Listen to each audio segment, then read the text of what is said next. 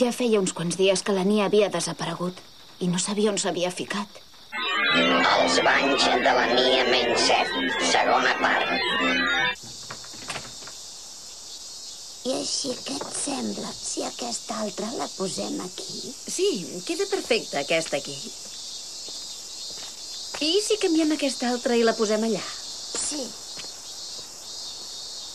Ah, ja has tornat. Bon dia. Hola, bon dia. Hola, bon dia.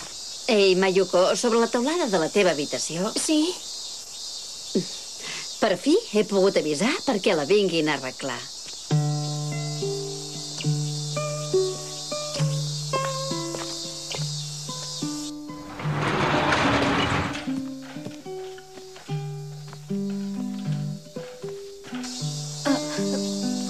Bon dia, ja he començat, eh? Sí. Moltes gràcies per venir. No crec que ho pugui arreglar en menys d'una setmana. No, esclar. Aquesta lona que hi heu posat està bé, però en deu haver entrat una mica d'aigua, oi? Sí, una miqueta sí. Escolta, noia, això va ser un bon desastre, eh? No ho entenc, com se't va poder ficar a l'habitació aquell elefant indi que s'havia escapat. Un elefant indi fa una destrossa.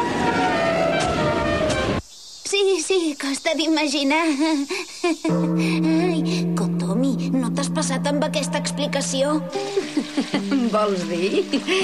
Potser volies que li digués que el que et va entrar va ser una gallina amb una bomba sota l'ala? No, encara pitjor. Però Déu-n'hi-do, Mayuko, tota una setmana. No només ens costarà diners, sinó també força molèsties. Em sap molt greu. No t'has de disculpar per res, tu. Fa molt temps que hauria hagut de fer venir algú perquè ho reparessin. Sigui com sigui, la teulada no es pot deixar tal com està. I ha d'estar arreglada abans que comenci a refrescar. Perquè l'estiu ja s'està acabant.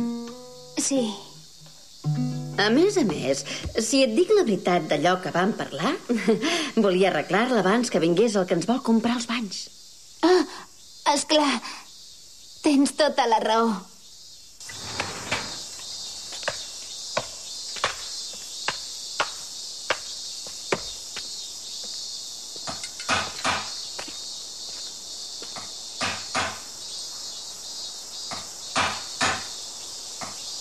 Va ser la Nia qui va fer aquest forat amb un ovni.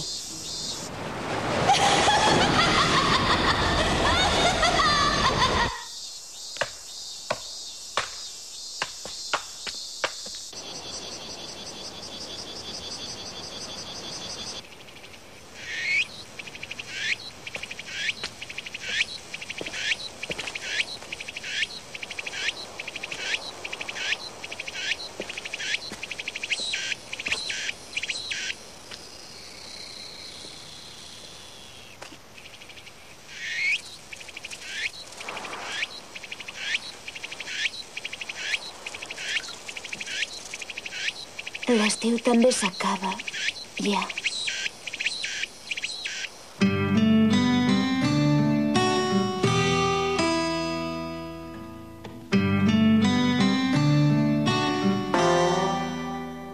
Pots escoltar amb emoció, amb l'orella enganxada al coixí, la cançó del xiulet, del tren que s'acosta a poc.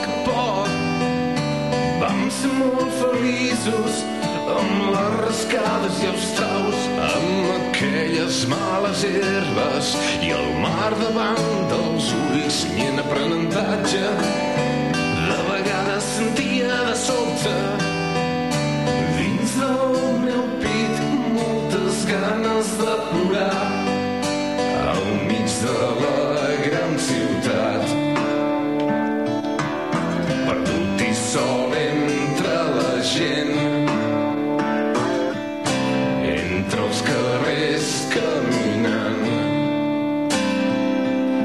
acariciat per un vent que em semblava recordar, punyent aprenentatge, de vegades sentia de sobte dins del meu pit moltes ganes de plorar.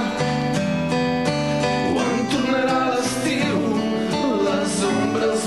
passejaran pel mig de la gran ciutat. Al mig, perdut i sol entre la gent, entre els carrers caminant, acariciat per un vent que em semblava recordar, punyent aprenentatge. De vegades sentia de sobte dins del meu pit moltes ganes de plorar.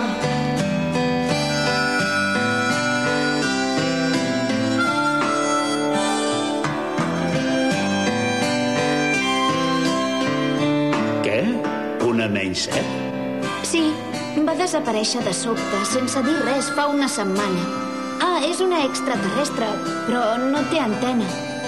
No ho sé, aquí normalment només tenim censats els extraterrestres entre les castes més 5 i la menys 5. Els extraterrestres menys 7 no els tenim registrats. Què? Que no en tenim cap registre, almenys de moment. Però què vol dir? Doncs que els menys 7 estan per sota de les castes que l'administració té en compte. Aquesta és la norma. I on hauria d'anar, doncs? Des del moment que no hi ha registres oficials, d'on no n'hi ha, no en raja. No hi ha cap manera de buscar. Què vol dir d'on no n'hi ha, no en raja? De vegades sentia de sobte... Ei, espera't un moment.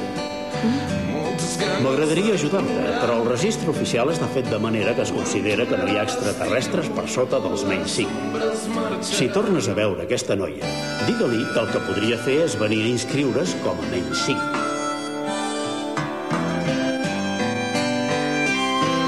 O sigui que consideren que no n'hi ha de menys 7 per estalviar-se mal de caps. És així com funciona l'administració.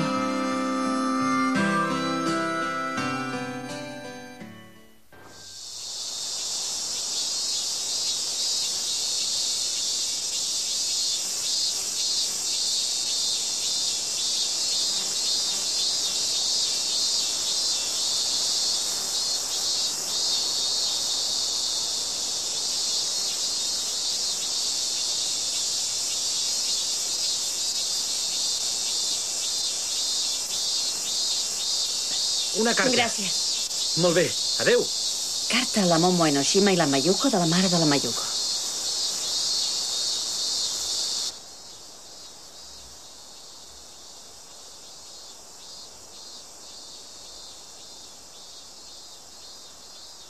Mayuko! Sí? T'ha arribat un paquetet de la teva mare. Ah, gràcies.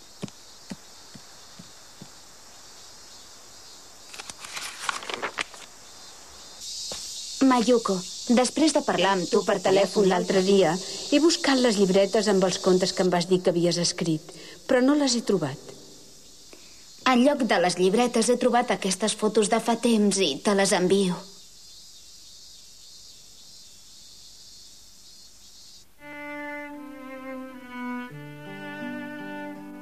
Ei!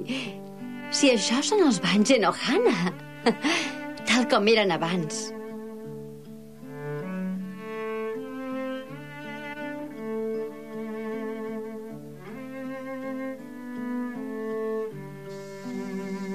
Això...